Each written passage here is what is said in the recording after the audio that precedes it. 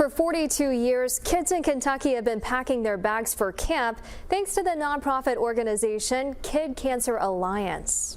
Pediatric oncology patients are taking part in this week's camp. Their goal is to allow the kids to just be kids. Our patients are in really unique situations. Pediatric cancer is pretty rare, but it's pretty devastating for a kiddo. So we try to bring in fun resources that help them just kind of reclaim a little bit of their childhood. We try to do traditional summer camp activities like fishing, arts and crafts, campfires, songs. Siblings of those battling cancer are also invited to summer camp. The nonprofit hosts programs year-round for families of kids fighting cancer. Program Director Leah McComb says a lot of the kids have been coming to the camp since their diagnosis as a child. Now, some are coming back as volunteers.